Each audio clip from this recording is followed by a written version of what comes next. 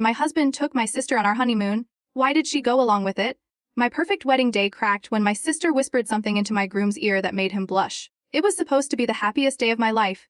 The sun spilled over the ceremony lawn like golden confetti, and the gentle breeze fluttered the edges of my veil as I walked down the aisle. My heart pounded with a mix of nervousness and elation, every step bringing me closer to the man I believed I would grow old with. He smiled at me, bright and sure, and I smiled back, not knowing that smile was a mask. The vows were said, rings exchanged, and the kiss was soft and sweet. Everyone clapped, some even cried. Then came the reception, flowers, toasts, dancing, the kind of wedding little girls dream about, and I had planned every detail with my sister, Lily, right by my side.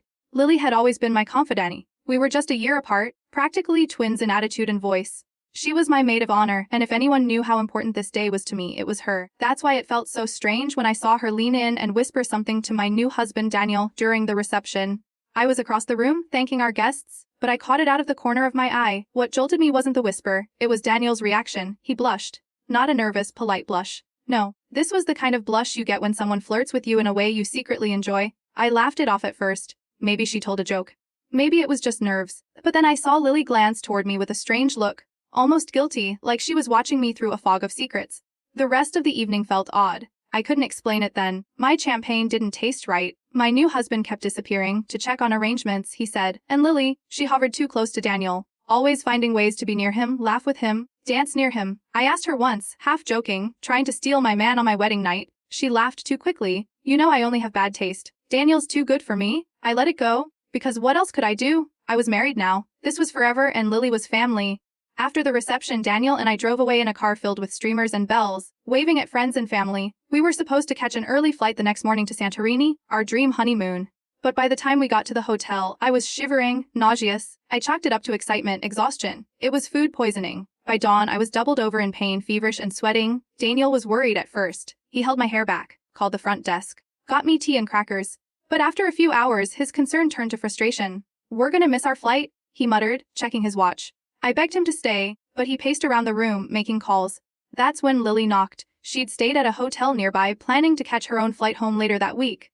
When she heard I was sick, she rushed over. She looked at me, pale and curled under hotel blankets, then at Daniel, who was already pulling out his suitcase. I can't waste this trip, he said, not looking at me. Wait, I said, blinking through my fever. You're still going? Daniel nodded. The flights aren't refundable, and the hotel's paid for. I'll just enjoy it for both of us. You'll be okay? I was too stunned to speak. He kissed my forehead and turned to leave. Then Lily, always so helpful, always so spontaneous, added, he shouldn't go alone. He looked at her, and she looked back. The silence stretched. Then she said, I'll go with him. At first, I thought she was joking, but 20 minutes later, they were both gone, bags in hand, smiling like tourists headed for paradise, and I was left alone in a hotel bed, nauseous and hollowed out by confusion. Just one day after the vows, I fell ill, and my husband left for the honeymoon with my sister instead. I didn't sleep that night. Not really. The pain in my stomach was sharp, but it was nothing compared to the ache in my chest. I kept replaying that final moment before they left.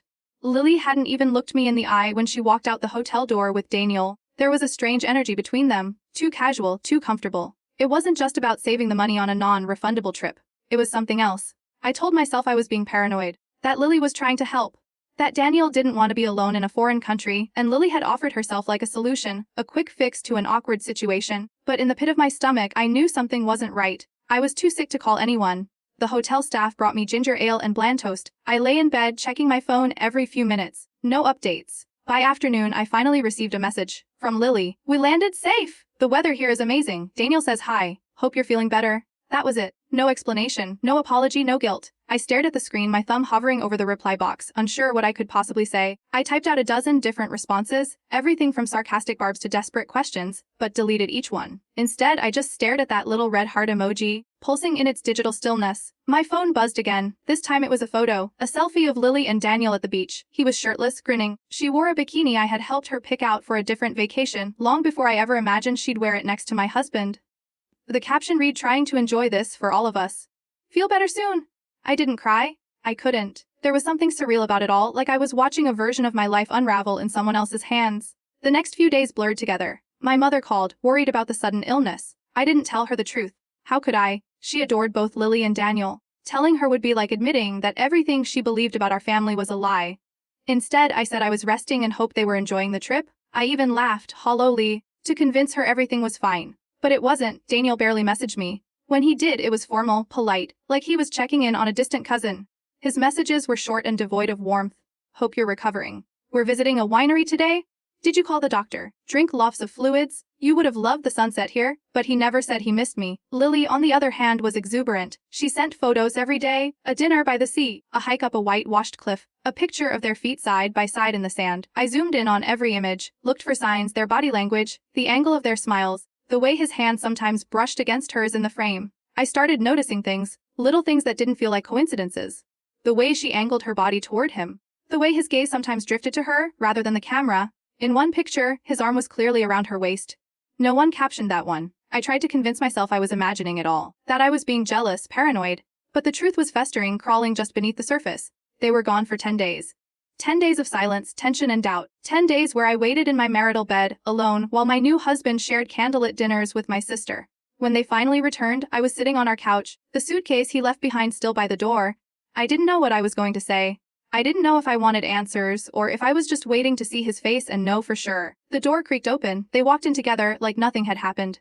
Daniel smiled. Hey, you look better? Lily looked exhausted, eyes red, like she hadn't slept. But she smiled too. She handed me a small ceramic bowl, blue and white, from some Greek market. Thanks, I whispered, not trusting my voice. Daniel walked past me, heading toward the bedroom. I'll unpack, he said. Lily lingered for a moment, watching me with a nervous energy. She opened her mouth like she wanted to say something, but closed it again. Then she followed Daniel down the hall. I sat there, clutching the bowl like it might offer answers. But all it did was confirm what I already feared. Something had changed between us, and I didn't know how to get it back. Left behind, I scrolled through their social media updates, noticing smiles and captions that felt too intimate. The days that followed their return felt hollow. We were all pretending. Daniel acted as if nothing unusual had happened. He resumed his morning routines, coffee at 7:30, jog at 8, work emails by 9. He kissed me on the forehead like always, but it was mechanical now. There was no warmth in his touch, no real apology in his eyes. Lily, on the other hand, was distant in a different way. She didn't come over much. She didn't call. She sent a few texts, mostly about mundane things. Our parents, an upcoming movie, her job at the gallery. Nothing about the trip, nothing about me, and nothing about what I had seen online. Because while they both seemed to move on, I couldn't. Late at night, I began scrolling through social media. First out of curiosity, then out of obsession. I opened Lily's Instagram and saw the filtered perfection of their days together. Smiling faces, sweeping views, cocktails under lantern-lit patios. They had tagged each other in almost every post. Best trip with the best company. That caption stuck in my throat. She never once mentioned that she was standing beside her sister's husband. No mention of me. No acknowledgement of the strange circumstances. Worse still were the comments from friends. You two are adorable. Wait, is this who I think it is? Gorgeous couple. And Lily never corrected them. She didn't say, that's my sister's husband. She didn't say, this was just a weird, unfortunate coincidence. She liked their comments. She replied with laughing emojis. And Daniel, he never even posted about me. Not once. I checked his page. The last photo of us together was from the wedding, a single post. No honeymoon shots. No mentions of me during the trip. Just pictures of wine glasses, sunset views, and a vague caption. New memories in new places.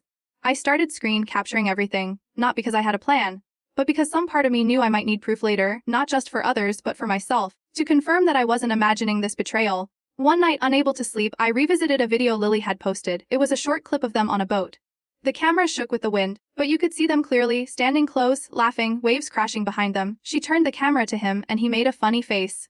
Then he reached out, gently brushing her hair from her face. My stomach clenched. That wasn't how you treated your wife's sister. That was something else. Something tender, familiar, intimate. My thumb hovered over the comment button, tempted to say something, anything, to call her out, to remind her that I was watching, but I didn't. I just watched it again, and again. Eventually, I found one posted by a local bartender in Santorini, some tourist promotion page. It was blurry, low quality, but unmistakable. Daniel and Lily, at the bar, her hand on his knee, his head tilted toward her like a lover. That photo wasn't meant to be seen by family. It wasn't posed. It was real, candid, and it took my breath away. The caption said, late night laughter with these two lovebirds. I stared at that image for what felt like hours. There was no denying it now. They weren't just being friendly. This wasn't about convenience or sibling loyalty. Something had happened between them. Emotionally, physically, I didn't know yet. But the bond was there, glowing in every unspoken gesture. Still, I hadn't said a word. I was terrified of the truth, of what it would mean.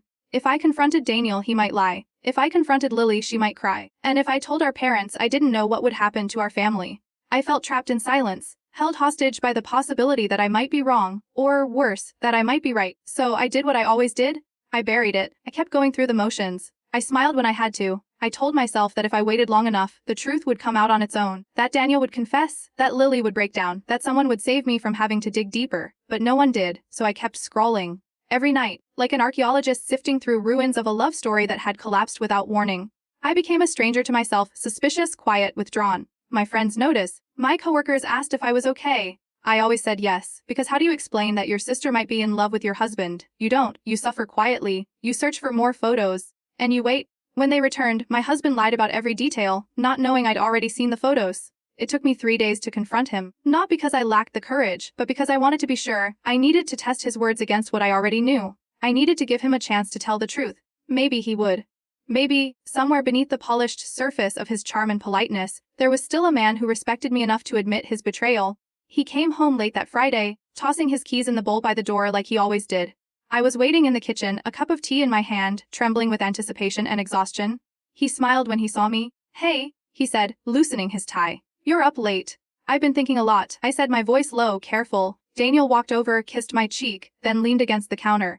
"About what?" "About you, Lily." "And the honeymoon?" He stiffened slightly, so small a shift that most people wouldn't have noticed. But I did. I'd known him for 3 years. I recognized the moment his body became guarded.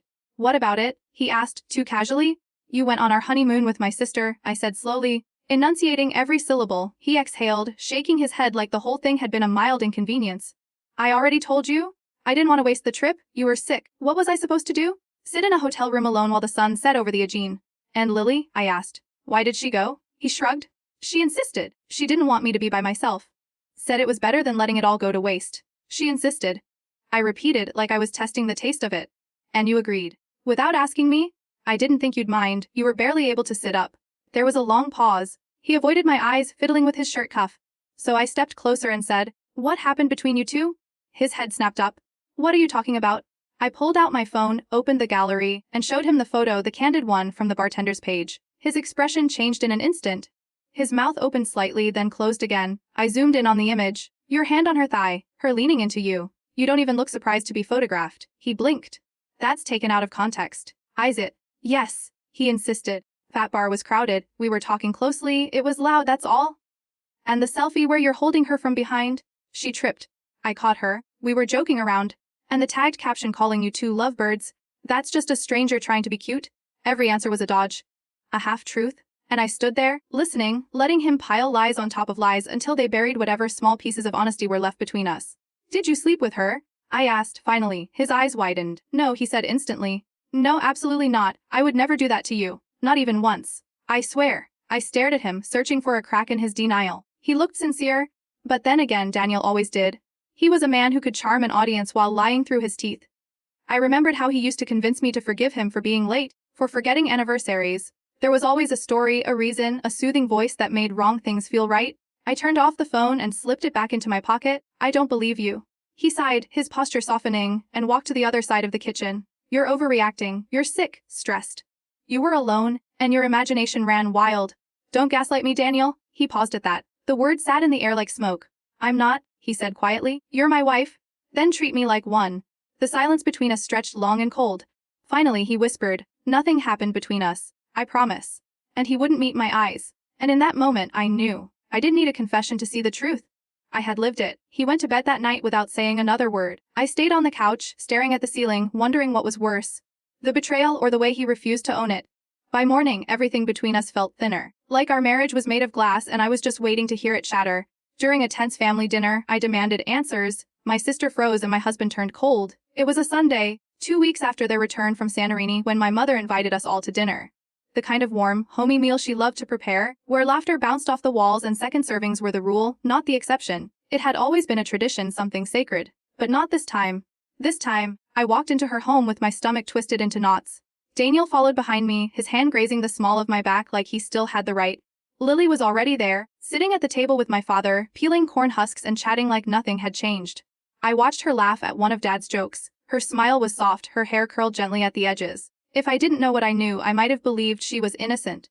But I did know. I'd seen the photos, I'd watched the videos, I'd felt the empty space next to me in bed while she sipped wine with my husband. And now I was done pretending. Dinner began like any other. Roasted chicken, garlic mashed potatoes. Mom passed around the salad while Dad poured the wine. Daniel answered questions about work. Lily talked about a new exhibit at the gallery. I remained silent, chewing slowly, observing both of them. Then, halfway through the meal, Mom asked, "So, how was Santorini?" "The photos looked amazing." Lily froze. Daniel looked at me, and I placed my fork down with deliberate calm. "It was magical," Lily said quickly, her voice a bit too high. "Really beautiful. Though I wish you could have come, of course."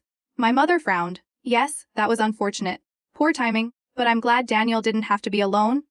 Daniel cleared his throat, but I cut in before he could speak. "Why don't you tell them what really happened?" I said, my voice soft but pointed. The table went silent. Dad looked up from his plate. "What do you mean?" I turned to my sister. "Tell them, Lily. Tell Mom and Dad what you did on my honeymoon." Her eyes widened. I didn't do anything." My voice trembled, not from fear but from the weight of finally releasing the words. "You went with my husband. You posted selfies with him. You acted like I didn't exist. It wasn't like that," she said, shaking her head. "You were sick, and you just what? Thought you'd keep him company in bed? Hold his hand on the beach? Stop it," Daniel said sharply. "No," I replied, turning to him. "Not here." My mother looked between us, confused. "Is someone gonna explain what's going on?" I pulled out my phone, scrolled to the photo, and placed it on the table. "This is what's going on," I said. "That's not just a tourist picture. That's them. Together.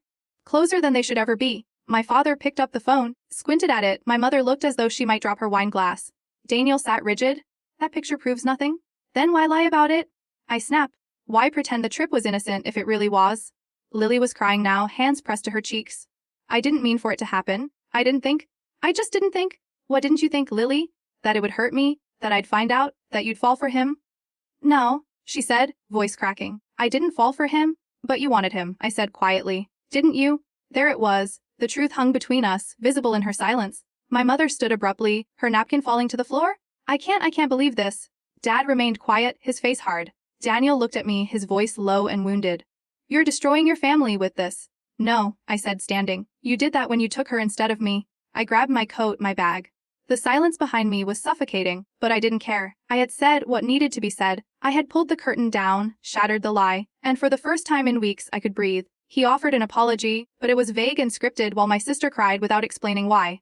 The day after the dinner, Daniel texted me, "Can we talk?" That was it. No explanation, no emotion, just those 4 words. I didn't respond right away. I wanted to ignore it, to let him twist in the silence the way I had twisted in confusion for weeks. But I knew I needed to hear what he would say when pressed. Without an audience, without my family staring him down. I needed to know if there was even a sliver of guilt behind the mask he wore. We met at the small cafe 2 blocks from our apartment, the same place we used to go on Sundays for lights and croissants back when love was easy and unspoken. He arrived first, sitting at a back table, his jacket folded neatly over the chair. He looked tired. His eyes had bags beneath them, his hair messier than usual. It was the most disheveled I'd seen him since the wedding. "Thanks for coming," he said when I approached. I sat down slowly, arms folded. "I'm not here for coffee," he nodded, tapping his fingers nervously against his cup. I don't even know where to begin." "Try the truth?" Daniel exhaled. "I didn't sleep with her." The words came fast, too fast. "I didn't ask you to repeat that lie," I said. "It's not a lie," he insisted. "Look, I made a mistake. A really bad one. I should have stayed with you. I shouldn't have gone to Santorini at all. But you were sick and I panicked. I felt helpless. So you ran away with my sister. She offered to go. I didn't invite her. And you couldn't say no." He looked down. "It wasn't that simple." "Yes, Daniel, it was." He swallowed hard. "We didn't cross a line. Not the way you think. But I started to feel something confusing. And I didn't know what to do with it. It wasn't physical. It was attention, affection, comfort. It felt good. That's all." "And what about me?" I asked. "Your wife? Left in a hotel room, sick and alone. You didn't need comfort. You needed to show up. For me." "I know," he said, barely audible. "I know. And I'm sorry. I handled everything wrong. I was weak." It wasn't the apology I had hoped for. It was limp, dry, scripted, like he'd rehearsed it in his head over and over until the words had no meaning left. He wasn't sorry he hurt me. He was sorry he got caught. "And Lily?" I asked. "Did she mean anything to you?" He hesitated too long. "I don't know," he finally said. "It was like being around someone who admired me again, who looked at me the way you used to." I stared at him. "So it was my fault." "No," he said quickly. "That's not what I meant. Things between us had changed. The wedding, the stress, your job. We were both tired. We stopped noticing each other. And that gives you permission to drift to my sister?" "No, it doesn't," he admitted. I was stupid. I leaned back, numb. His words landed like feathers, not stones. No weight. No impact. That night I got a message from Lily. "I need to see you. Please." I agreed reluctantly. We met at the park we used to walk through after school. She was sitting on the bench already, knees drawn up like a child, tears staining her face before I even spoke. "I'm sorry," she whispered, over and over. I said nothing. I didn't plan it. I didn't mean for it to get that far. What got that far? Lily. Her mouth opened, but then she closed it again like she didn't have the words, or maybe the courage. Did you kiss him? I asked. Her lip trembled. Yes. Once, I think. It was late, and we were drinking and he leaned in and I didn't stop it. And after that? She looked away. Nothing else. I swear. And you didn't think to call me? Tell me? Apologize? I was scared, she said, wiping her face. Scared you'd never forgive me? You're right, I said coldly. I might not. She reached for me, but I stood. I don't hate you, Lily. But I don't know who you are anymore. You were supposed to protect me, not betray me. She sobbed as I walked away, her voice trailing behind me like wind through dying leaves. I didn't mean to fall for him, she cried. I just did. But it was too late. Intentions didn't matter anymore. Damage had been done. I found my sister's old journal while helping clean her room. What it revealed made my stomach turn. After the confrontation, I cut off all contact with both of them. For nearly a month, I buried myself in routine, going to work, coming home, curling into silence. I couldn't bear to see Daniel's name light up my phone, nor did I respond to the short, pitiful text Lily sent every few days. I couldn't forgive what had happened. Not yet, maybe not ever. Then, my mother called. She sounded tired, her voice thinner than usual. Could you come over? Lily hasn't been herself. I need help clearing out some of her things. Is she moving? I asked, surprised. She's staying with a friend for a while, Mom said. I think it's best. I agreed to help, partly for my mother, partly out of curiosity. Some part of me still wanted answers, even if they came in whispers through forgotten belongings. Her room was just as she'd left it, clean, orderly, a little too curated. The books on her shelf were arranged by color. Her perfume bottles lined up like soldiers. The walls held a few photos of us, childhood birthday parties, school dances, matching dresses. Memories that felt like they belonged to someone else. I started boxing up clothes, folding sweaters and shoes, when I noticed the old wooden chest under her bed. I remembered it from our teenage years, a keepsake box she used to lock with a tiny brass key, always claiming it was just drawings or old notes. She was fiercely protective of it. We used to joke that it held a map to treasure or her plan for world domination. But now, the key was missing and the chest wasn't locked. Inside were dozens of old notebooks, mostly half-filled journals with her handwriting, loopy, neat, emotional. I shouldn't have read them, but I did. At first they were innocent childhood crushes, frustrations about school, notes about art and music. But as I flipped to the more recent entries, dated just a year or two before, I began to notice a shift. He makes her so happy. But sometimes I wonder, what if it had been me first? That sentence hit like a slap. I kept reading. He listens to me in a way she doesn't notice. He's gentle, thoughtful. He looks at me when he laughs, and I catch myself staring back. I turned another page, heart pounding. I shouldn't feel this way. She's my sister. I love her. But sometimes I imagine what it would be like if I were the one at the altar. The entries were scattered but haunting. Little windows into thoughts she'd clearly tried to bury. Her guilt was present, raw and aching, but it did nothing to soften the blow. I think he feels it too. He never says anything, but he lingers. He lets his hand rest a second too long. It's like a door we've both agreed not to open, but we're standing right in front of it. I closed the journal, my hands trembling. So it hadn't begun in Santorini. It had begun long before, quietly, dangerously. In unspoken glances, in emotional cracks, in her daydreams and his selfish flirtations. I didn't know what hurt more, her secret longing, or the fact that he had fed it. When I returned the journal to the chest, I felt something shift inside me. I'd spent weeks trying to decide if this was just a mistake, one bad decision made under pressure. But it wasn't. It had roots, it had history, and it had a quiet cruelty to it that made it so much worse. She had loved him, she had wanted my life, and he had let her believe it was possible. I finished boxing her things in silence. When my mother asked if I was okay, I nodded. I didn't tell her what I'd found. She still held out hope that her daughters could mend things, that the family could be whole again. But I knew better. Some betrayals grow quietly, like mold under a floorboard. And by the time you find them, they've already eaten through everything solid. The journal triggered a forgotten memory. My sister had always taken what I loved, even as kids. Reading her words had stirred more than anger. It unlocked something older, buried deep in childhood dust and shadows. That night, I couldn't sleep. I lay awake in my childhood bedroom, temporarily mine again after I'd fled the apartment I once called home.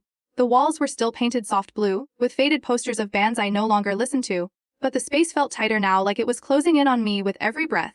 I turned toward the closet, half expecting to see Lily's old collection of sketchbooks. That's when the memory came. We were 7 and 8, it was a rainy Saturday, and I had just received my favorite birthday gift. A porcelain ballerina figurine, delicate and graceful, her arms extended mid-dance. I kept her on the highest shelf, away from Lily's reach. I knew how clumsy she could be, how jealous too. One afternoon I came home from school and found it shattered on the floor. Lily sat on the bed, wide-eyed, fingers clenched in her lap. I was just looking at it, she said softly. It slipped. But the truth came out weeks later. She had taken it down to show her friend, desperate to make it seem like hers. When it broke, she cried not because it was ruined, but because she feared I'd tell Mom. I forgave her. because that's what sisters do. Later, in high school, I had a crush on a boy named Jonah. We passed notes in English class, flirted shyly across the cafeteria. Then, 1 week later, Lily started walking home with him. I didn't know they were together until I saw them holding hands. She said she didn't know I liked him, but I told her. And now, years later, she'd done it again.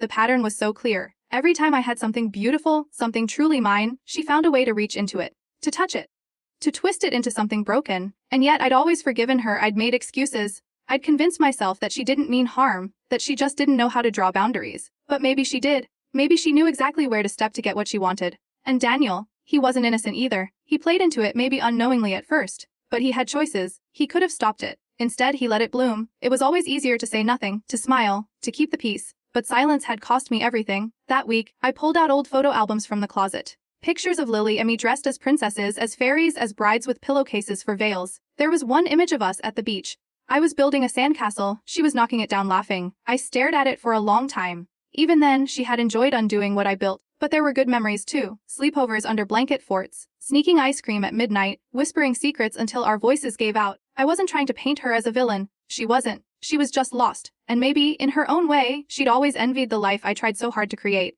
Still, understanding her didn't mean forgiving her. A few days later, I received a small package in the mail, no return address. Inside was the broken ballerina, glued together clumsily. Its arms were still missing, but someone had tried to repair the base. There was a note. I'm sorry for all the things I touched that weren't mine. L. I stared at that fragile figure for a long time. It didn't make me cry. It didn't make me angry. It just confirmed something I'd been afraid to admit. Lily wasn't the girl I once shared secrets with, and maybe she never had been. She had always wanted what sparkled in someone else's hands. I confronted my husband again in private. This time, he cracked and confessed more than I was ready to hear. It had been 6 weeks since the honeymoon.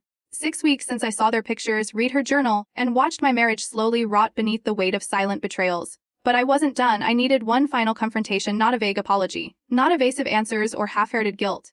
I wanted the truth laid bare, no matter how ugly it was, so I invited Daniel to meet me at our apartment one last time. I said I had papers for him, documents about the lease, bills, whatever excuse I could come up with. He agreed without resistance. He arrived wearing the same coat I had watched him pack for Santorini. His eyes were tired, guarded. He greeted me with a soft, hey, like we were acquaintances, not the people who had once planned a life together. We sat across from each other on opposite ends of the sofa.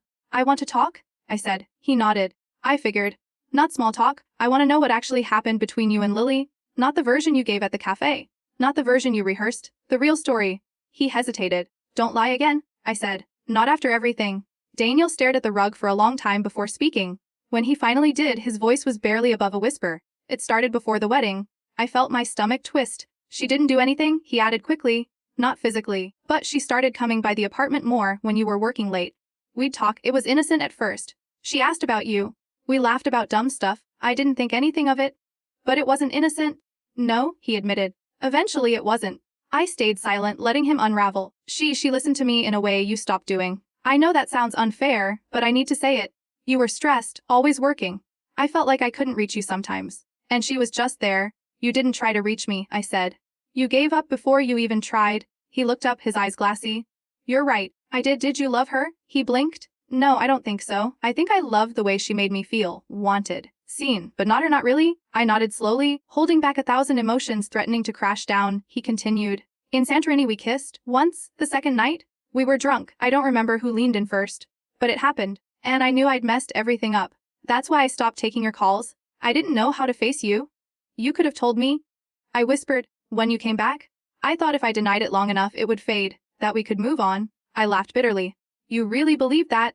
I hoped, he said softly. But I knew deep down we were done the moment I boarded that plane without you. His words were quiet.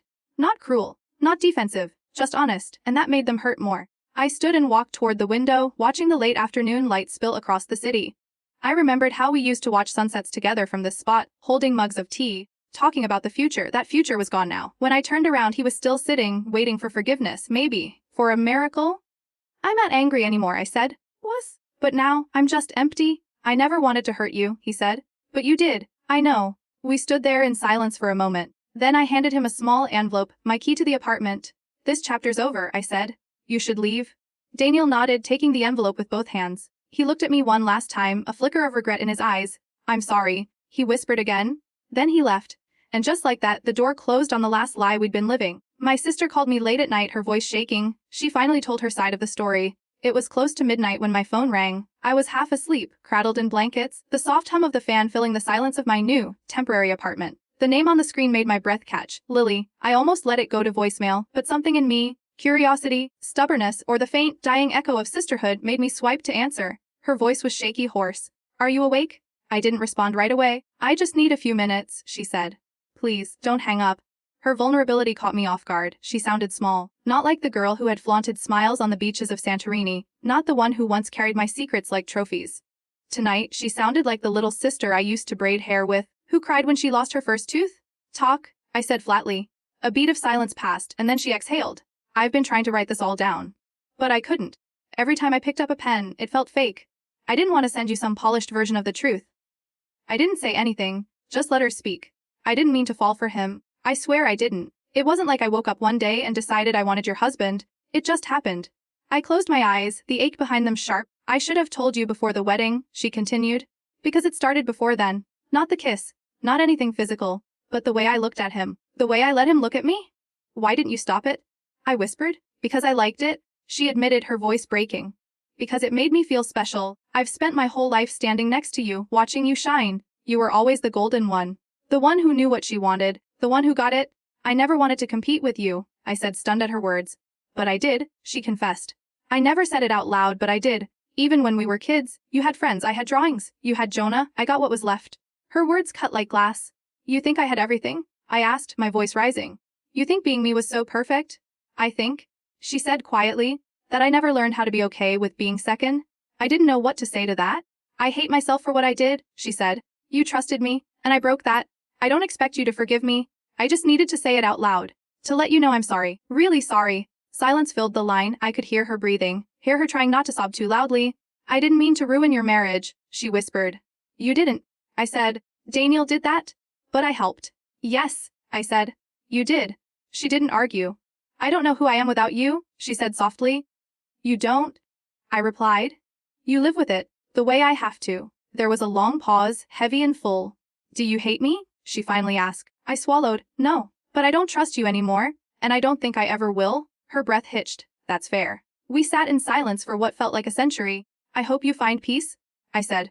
You too, she whispered. Then I ended the call. I sat there, phone in hand, staring into the dark. I wasn't crying. Not anymore. I'd cried all my tears weeks ago. But something in me shifted. Not closure, because some wounds don't close, but maybe a release. She had finally spoken the truth, and now I could move forward without her in my shadow or me in hers.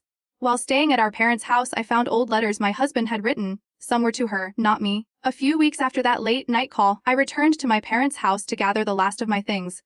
My mother was still trading gently around me, careful not to mention Lily, not to ask too much. I appreciated her silence. It gave me space to breathe. I took the old room upstairs, the one I had shared with Lily until we were teenagers. The air smelled faintly of cedar and lavender, and the furniture hadn't changed since high school. I was sorting through a box of books and photo albums when I noticed a small stack of envelopes tucked in the back of the drawer. Curious, I pulled them out. The handwriting on the top one stopped me cold. Daniel. My name was on the front of several, but one caught my eye. It was addressed not to me, but to Lily. I hesitated, heart racing. They were dated before the wedding, a few weeks prior. The envelopes were yellowed slightly at the corners, sealed but never mailed. I opened mine first, half hoping it would contain something sweet, something that reminded me of the man I had once loved. Instead, I read, I don't know how to write this without sounding like a coward. I love her. I'm marrying her. But sometimes when you laugh, it's like something stirs in me. Something I try to ignore. My breath caught in my throat. I tell myself it's nothing, that it's just a crush, that it'll go away. But you're in my thoughts more than I expected, and I hate myself for it. There was no signature, just a blank space. I opened the one addressed to Lily next, my hands shaking. You said we should forget it, that nothing happened. But something did. It happened in the way you looked at me that day in the kitchen. In the way you didn't speak when I walked in, like you were afraid of what we'd say. I keep telling myself to stay away, but I also keep hoping to see you again. Even just for a moment. This is wrong, I know that, but it's real. I sat on the edge of the bed, clutching the paper like it was fire. These weren't just thoughts. These were confessions, private moments he hadn't shared with anyone. Thoughts he'd sealed away in letters, never mailed, never intended to be read, until now. And they proved one thing with agonizing clarity. It hadn't been an accident, it hadn't been just a kiss, just a moment of weakness on some distant beach. It had been building for months. A slow, quiet betrayal. One nurtured by longing, by fantasy, by the refusal to be honest with anyone, including himself. I put the letters back in the envelope, folded them carefully, and placed them in a separate folder I labeled simply closure. I didn't show them to anyone. Not my parents, not Lily, not Daniel. They weren't for revenge, they were mine. A part of the truth I now carried like a scar. Later that night, I sat outside on the back porch, the same spot Lily and I used to sneak out to when we were teenagers, giggling about boys and planning futures that had no room for this kind of heartbreak. The stars above were clear, distant, silent, and for the first time in a long time I felt something inside me go still. Not peace, not yet, but a quiet ending, like the soft click of a door finally closed. I made the decision to leave him, walking away from our home and dreams, carrying only what was mine. I returned to the apartment one last time on a crisp, gray morning. The sky hung low, heavy with clouds that threatened rain but never quite released it. It felt like the perfect metaphor, suspended emotion, the quiet before a downpour. Daniel wasn't there, we had arranged it that way. I didn't want another conversation. No more explanations. No more hollow apologies. I had heard enough. I had read enough. I had felt enough. The moment I stepped inside, the scent of us hit me, clean linen, citrus from the candles, his cologne still faint in the hallway. It should have comforted me, but all it did was remind me of the version of our life I had once believed in. The framed photo of us on the entryway table, taken the day we moved in, grinning like fools in love, was still there. I picked it up, stared at it for a long while, and then turned it face down. I moved from room to room, gathering only what was mine. The things I had brought into the relationship before him, my books, my clothes, a few family heirlooms, and the art pieces I had carefully collected over the years. I left the kitchenware, the matching towels, the couch we picked out together. I didn't want anything that bore the echo of compromise, or his fingerprints. In the bedroom, I found a pair of earrings he had given me on our first anniversary. They were beautiful, delicate sapphires set in gold. I stared at them in my palm, unsure whether to keep them. In the end, I left them in the drawer. Some gifts lose their meaning. Packing the last box was strangely anticlimactic. There were no tears, no flashbacks, just a strange numbness. An awareness that this chapter was not only closing, it had already ended. I was just gathering the leftover pieces. I walked into the bathroom and caught my reflection in the mirror. For a moment, I didn't recognize the woman staring back. She looked older. Not in the physical sense, but in the weight she carried behind her eyes. There was grief there, yes, but also resilience. I touched the mirror lightly, like confirming that I was still real. Still whole, despite everything. Then I turned off the lights, walked down the hall and out the door. The hallway was quiet, the elevator hummed softly as I descended. Outside, the air was cool, and the wind tugged at my sleeves like an old friend urging me forward. I loaded the last box into my car, slid into the driver's seat, and paused. I looked up at the building one final time. 3 years of love, laughter, and slow decay. A home that had held both my dreams and my undoing. I whispered goodbye, not to Daniel, not even to the life we shared, but to the woman I had been when I first moved in. Naive, hopeful, trusting, she was gone now. In her place was someone stronger. Someone who had learned that love, when built on fragile ground, will eventually give way. As I drove off, I didn't look back. There was nothing left for me there. Just ghosts. I made the decision to leave him, walking away from our home and dreams, carrying only what was mine. It was raining the day I moved out of the apartment Daniel and I had once called ours. The city streets shimmered with puddles, cars splashing by, the sky heavy with thick clouds. I stood in the doorway for a long time, key in hand, breathing in the scent of damp wood, books, and the ghost of lavender detergent. The place looked the same, but nothing felt familiar anymore. It had become a shell. Walls that had once held love now echoing with absence. I had called a moving company to take most of the furniture, but I didn't want it anymore. Not the couch we picked out together, not the dining table where we'd shared lazy breakfasts. I didn't want the bed we had slept in as strangers for the past few months. I wanted nothing that had held both of us. So I left it all. I packed only my essentials, books, clothes, my grandmother's quilt, the mug I loved, the framed photo of me and my dog from college. Everything else could stay.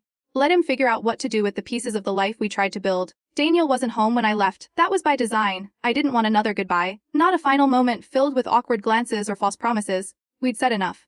Too much. And still not enough. I left my key on the kitchen counter beside the salt and pepper shakers. I don't know why I placed it there. Maybe because it felt symbolic. Something small and necessary, now abandoned. As I stepped outside, the wind caught my coat and the rain dotted my skin like a baptism. Cold, cleansing. A cab waited at the curb, trunk open. The driver didn't say much as I loaded my bags, 2 suitcases and a box of books. It was all I had left that felt truly mine.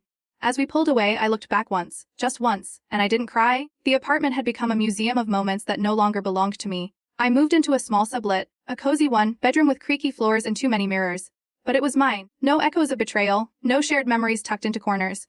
Just blank walls and the scent of freedom. I spent the first night in silence, sitting cross-legged on the bare floor, eating takeout straight from the box. There was something liberating in the simplicity of it. No expectations, no one to perform for, just me. Over the next few weeks I started rebuilding. I signed up for a pottery class. Something I'd always wanted to try but never had time for. I went to the movies alone. I bought fresh flowers every Saturday.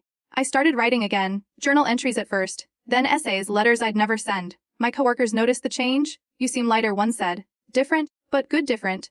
I smiled, not bothering to explain. It wasn't an easy transition. There were nights I woke up disoriented, reaching for someone who wasn't there. Mornings when the grief returned like fog, thick and clinging. But each day away from him, away from her, was a day closer to myself. I saw Lily once, across the street near a bookstore we used to visit together. She was with someone? Another friend, maybe? She didn't see me. Or if she did, she didn't show it. And that was fine. There were no more words left between us. Daniel emailed me once, a short message. "I hope you're doing okay. I'm sorry for everything." Truly, I didn't reply. Some stories don't need sequels. By the second month, I had stopped thinking of them daily. Their faces no longer filled my dreams. Their names no longer brought sharp pain, just a dull ache, like pressing on an old bruise. I started planting herbs on the windowsill. Basil, mint, thyme. Watching them grow gave me a sense of progress. Proof that new things could take root, even in the smallest spaces. And so I stayed, not in the apartment, but in this version of me that was finally fully my own. A year passed, I've changed, they're no longer together, but I still live with the scars. Spring arrived again like a quiet visitor, with soft winds and early blossoms pushing through the earth. It had been nearly a year since the day I watched Daniel walk out of my life. A year since I heard Lily's voice shake over the phone, confessing what I already knew. And yet, somehow, it felt both like yesterday and another lifetime ago. I didn't measure time in months anymore, but in progress. In the days I woke up without sadness clinging to my chest. In the nights I didn't dream of their faces. In the mornings I poured coffee in silence and felt peace, not emptiness. My small apartment had transformed. The blank walls were now decorated with art I had picked myself. Vibrant, abstract, messy. Nothing like the curated spaces Daniel preferred. My bookshelf had grown. I'd read more in the past year than I had in the previous 3. And I had friends again. People who had stuck around through my quiet phases, who never asked too much but always showed up. We had wine nights, group texts, impromptu dinners. I laughed again. I even started dating, carefully, slowly. Nothing serious, just enough to remind myself that connection could still feel gentle. Daniel reached out once, 6 months after I left. It wasn't dramatic, just a long email. "Lily and I aren't speaking anymore." It wasn't what I thought. "I made a mistake. I hope you're doing better. I don't expect forgiveness, but I wanted to say it again, I'm sorry." I didn't respond. Not because I was angry, but because I had nothing more to give him. My silence was not revenge. It was closure. I later learned from a mutual friend that Lily had moved to another city. She had taken a new job and kept to herself. No dramatic exit, no letters, no calls. Just gone. I didn't follow her online. I didn't need to know what she was doing. I had let that chapter close. But the scars remained. There were still days when something small, a scent, a song, a phrase, would slice through the calm and pull me back. The way trauma lingers like smoke in fabric, you never really forget betrayal. You just stop letting it control the air you breathe. What stayed with me most wasn't the kiss, or the lies, or even the letters. It was the realization that love, when handled carelessly, can turn dangerous. That people you trust, people you call family, can choose themselves at your expense. And that sometimes the ones who hurt you most never meant to. But that doesn't make the pain any less real. I grew from it. Stronger, yes, but also softer, more discerning, more protective of my peace. I no longer chase closure. I no longer wait for apologies. I don't need someone to validate what I survived. I already know what I went through, and more importantly, I know who I became because of it. Not bitter, not broken, just reborn. The above stories show the consequences and limits of family relationships. Between sisters, spouses, and the fragile lines that blur when loyalty is tested. Love does not guarantee kindness. Blood does not ensure promises, no matter how sincere, can be broken in a moment of weakness. But in these endings, there is also beginning. Healing is not instant, forgiveness is not mandatory, but growth is possible, even after betrayal, even after heartbreak. Have you ever been betrayed by someone you loved like family? Or perhaps you were the one who hurt someone, even without meaning to? Share your story in the comments below. I'd love to hear from you. And if this resonated with you, please subscribe for more stories about the silent battles inside our homes, the ones we never expect.